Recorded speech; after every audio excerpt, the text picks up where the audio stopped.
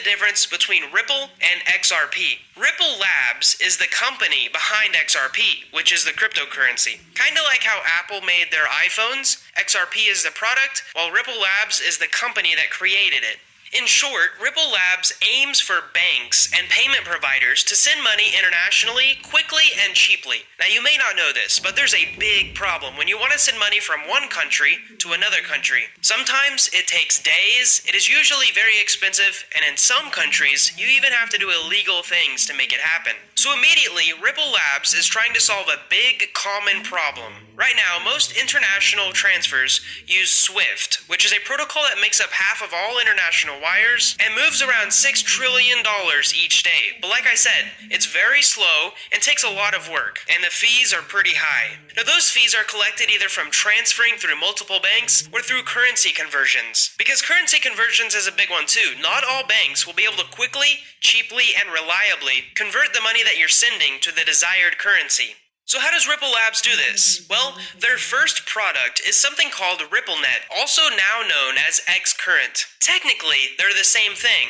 RippleNet is the network behind the xCurrent product. xCurrent is a decentralized system using a consensus model called the unique node list. In short, this is one of the products of Ripple Labs that is supposed to fix the slow bank issue. If you want to transfer your money, you go to RippleNet and have them help you. It's supposed to be quicker and cheaper than SWIFT. Along with that, they plan to be anti-money laundering compliant and even include fraud detection. In fact, they have fixed this problem so well that there are already a bunch of big institutions with them, American Express being one of them. But there's also like 50 other big banks that have joined them. So already you can kind of see how this stuff is kind of complicated and not for everyday transactions, right? Well, kind of. Ripple Labs also started a cryptocurrency called Ripple that follows the ticker XRP. This cryptocurrency is powered by a blockchain, similar to many other cryptocurrencies, but with a few key differences. First, the transactions are confirmed in less than 5 seconds, and the cost of each transaction is like 2/10,000ths of a penny. Secondly, the blockchain can handle around 1,500 transactions per second, which is a lot compared to the other blockchains out there,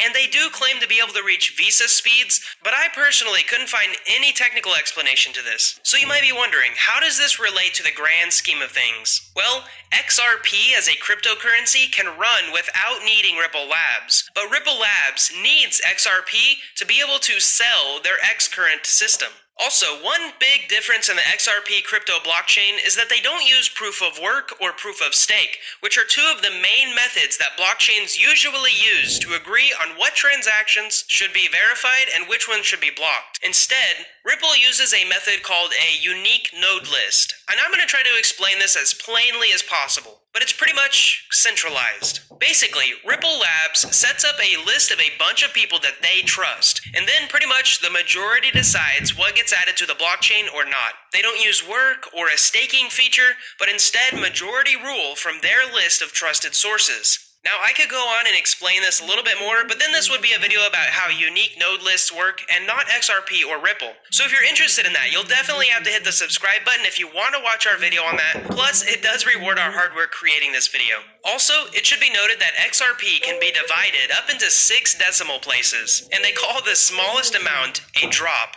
which is 0.000001 XRP. So back to the blockchain, there's also no reward for running your validator, which is important, because I can't understand why someone would want to do it without a reward, unless you wanted to team up and make fake transactions. And there are a lot of people out there who claim that XRP is too centralized, and they say exactly this. Speaking of centralization, let's talk about how all of this is related to centralization. Basically, one of the biggest benefits of cryptocurrencies is decentralization, where we basically get away from banks being able to control all of our money. But if XRP is centralized, why would we use it? From what I understand, Ripple Labs has no control of the network after publishing their initial RTXP protocol, which runs the XRP currency. But Ripple Labs can maintain it in the same way the nodes of Bitcoin and the Ethereum Foundation can maintain their blockchains and suggest updates. To reiterate this, in short, XRP can run without Ripple Labs' help, but some of the other products that Ripple Labs offers cannot run without XRP. One of the biggest risks of XRP is the fact that a bunch of validators, or those people on the unique node list, could come together, collude, and then make fake transactions spending your money without you agreeing to it. Like I said, there's no reward for validators, they get no mining fee or validating staking